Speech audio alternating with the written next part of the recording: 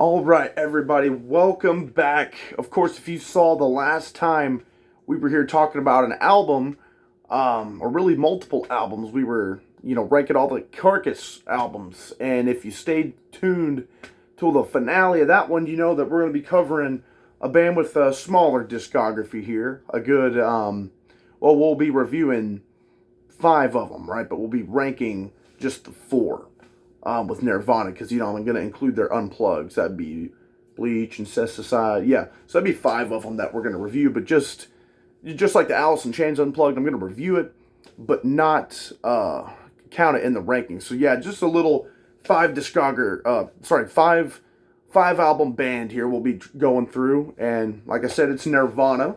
So, what better way to kick it off with this 1989 release, Bleach. And as I kind of said in the video, in the ranking every Carcass album video, Nirvana's a band I was, really into in, maybe when I was like 16 or something, right in high school. But kind of, just went on to other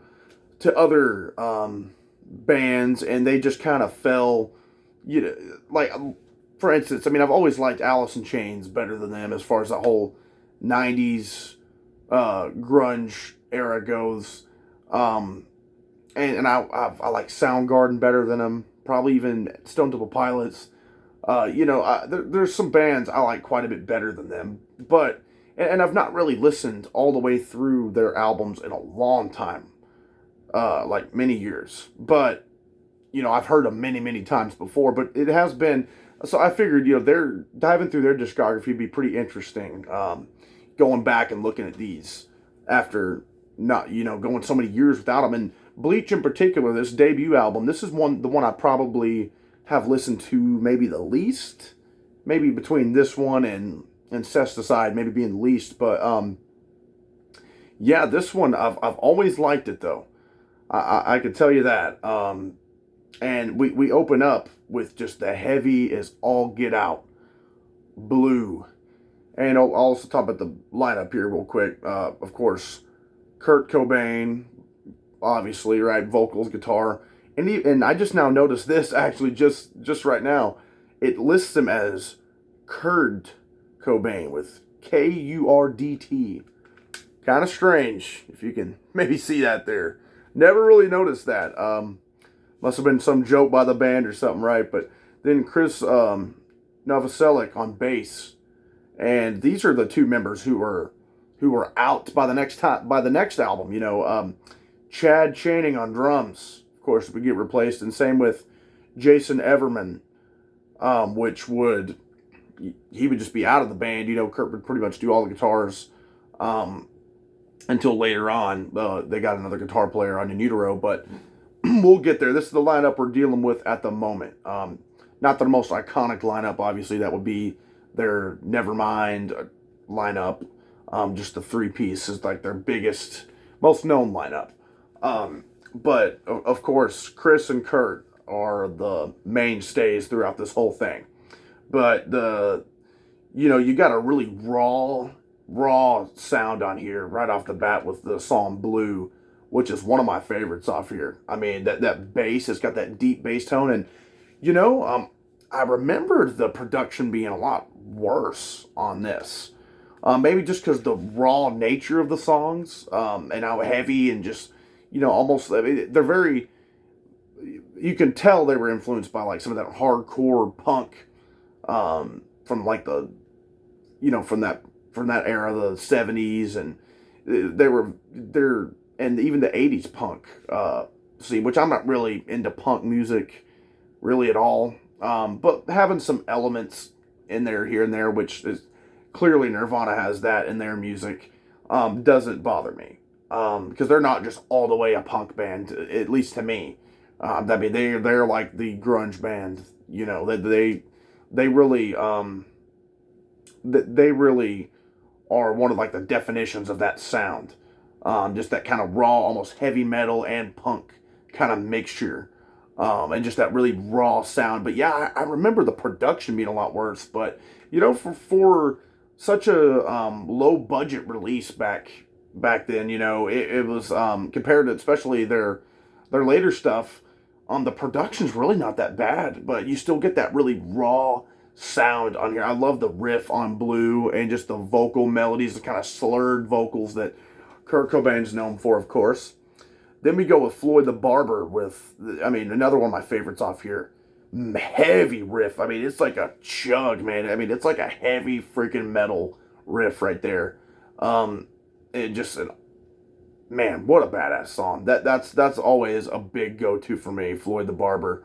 Then we go with easily the most popular off here, About a Girl, right? Very melodic, kind of poppy, Beatle-ish tune, right? Of course, the unplugged version would pretty much become more popular, at least as far as I know. That's the one most time when people pop on that song that I've heard, it's been the unplugged version. But this version's cool. It's got that kind of rawness to it. But I'd even say I like the unplugged version better. But this is obviously, this is the first version of the song, and I think it's a great song. Not one of my favorites off here though. It's really good and really hooky and catchy. But you know me with the metal. You throw me some of them heavy freaking riffers, like Floyd the Barber and Blue already, then I'm sold on that stuff big time. And I wouldn't even call it a ballad, right? But it's just kind of like a hooky little tune that's really, really good and very, very popular song for them. Then we go with School, and man, another just kick-ass song. Screaming no recess. Yeah, at the top of his lungs. And I gotta give it to the drummer here, Chad Channing, who, again, this was the only album he would drum on for the band, and he's actually pretty damn good, which I forgot all about his sound and everything, but because it's been so long, but he's got the skill. He's bashing them things, and at a pretty fast pace too. Then we go with Love Buzz, which I remember loving. And I just love it that much more because I forgot how, just groovy that bass line is that Chris Novoselic is playing. Man, what a sick, just kind of funky bass line that he's got going on there. And then just the build-up of, kind of that mumble of, can you feel my love buzz? And just, ends up shouting it. Really, really cool song. Then we go with Paper Cuts, another wild. The album cover really... is just, it's a black and white image of them just, headbanging in the garage or whatever they are. That's really what the album sounds like, and just the heaviness of these tracks like Paper Cuts here that are just straight up, just headbanging, going crazy. And this one might be my favorite. It very well might be. Negative Creep. This was always one that has been up near the top, one or two for me. Love how heavy this one is. Just the distorted sounding, the sound of the guitar. Really, really just chuggy riff. And just some of the most brutal vocals and screams you get from Kurt, period. Out of their entire discography. Then we got Scoff. Another good one that I forgot how much I really liked. And has kind of climbed its way up there for me as far as the ranking of the tracks goes. Then we go with Swap Meet, another solid one I remember digging. That is also one I'm like, oh, see, it's especially for stuff like this that you've not listened to in some time. It's as soon as that first note plays, I was looking at the track listing, of course, while I'm listening to it, and I'm like, I remember the name of that song, but the first note or two plays, I'm like, oh my god, I remember this song. And it clicks with you. And that's kind of how it went for Scoff and Swap Meet, both of those. Mr. Mustache. This one is one of my least favorites off here. Kind of a funny title. But it's a good song and everything. Just one of my least favorites for sure. And one that is not very standout on here. Sifting, on the other hand, is, man, that one's probably top 2 or 3 for me. And that was one I forgot how much I liked. But another case of I remember that title, first riff hit, and I was like, oh my god, this one's a good one. And this one was one again that just it climbed up to the top 2 or 3 for me, easy. It's brutal, man. Just a great, great freaking song. Sifting is awesome stuff.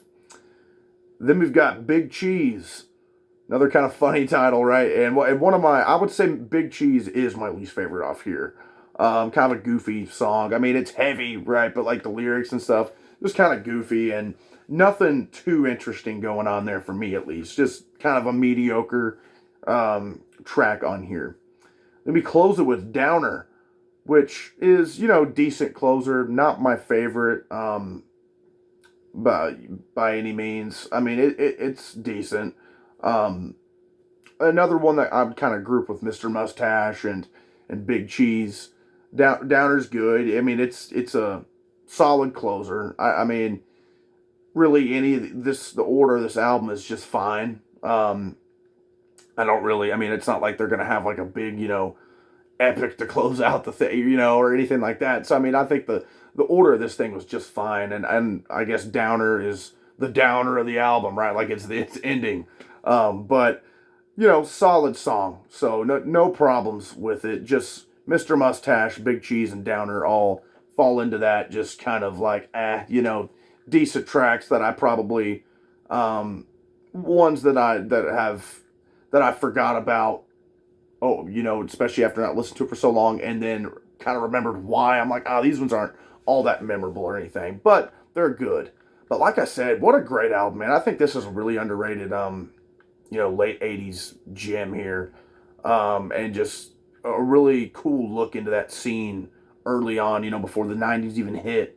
Blue off here, man. Floyd the Barber, School, Love Buzz, Negative Creep, Swap Meet, Sifting. I mean, all just freaking heavy stuff. Very, very heavy. This is easily the heaviest album out of their entire discography. Like, it's as heavy as you're going to get on here. They do get some heavy stuff on some of their other releases, of course. Especially like on their, on In Utero. But there's some really heavy ones on there that kind of match the tone of this one. But as far as the whole album goes, this Bleach is by far the heaviest Nirvana album you can get. Does that mean it's the best one? I mean, we're going to find out when we're traveling back through these things. But yeah, guys, very cool to dive back in. This was a very interesting listen for me. Like I said, it's been years, man, since I've listened to, I've heard maybe one or two of these every once in a blue moon, especially About a Girl, and really that was the unplugged version I would be hearing every now and then around. But it's been a long time since I've popped this thing on and listened to it all the way through. So it was really fun, kind of going back and reliving some of that. And even whenever I used to be really, really into Nirvana, I've always like respected this album and was like, hey man, like I know you might think that it's probably some just it doesn't touch any of the others at all, and it's just like a piece of shit compared to they're more produced. And no, not at all. I've never thought that myself. I think it's an awesome, heavy record that's got a lot of anger and aggression and just a hell of an impact behind it that makes just for an awesome debut album. Of course, their sound will take quite the shift when we look at next time, when we look at Nevermind. Just they're one of the biggest albums of all time, right? Not just for them, but just for music in general. I mean, just one of the most well-known albums of all time with just hits all over it. So it'll be fun kind of digging back into Nevermind next time. And, if you guys are fans of these guys, or maybe used to kind of be big fans like me and just fell off the wheel, kind of discovered so much more music out there. It'd be cool to see you guys who are also kind of going back and being like, you know what, I'm going to listen to them again. Because I've never hated them or anything like that. I didn't like stop liking them.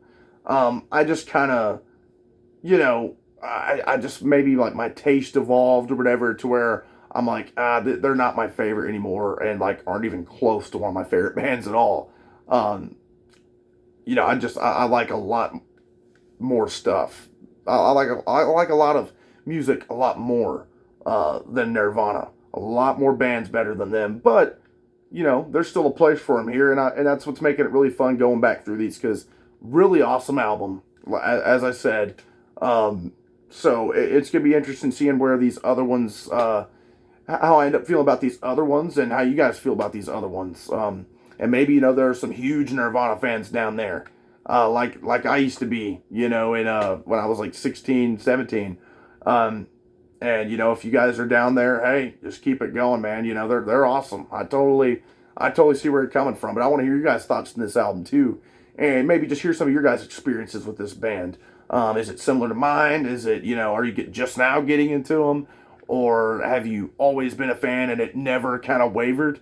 We can talk about some of that stuff down there. But anyways, guys, yeah, we're gonna look at Nevermind next time. So like, subscribe, and comment. Thanks, guys.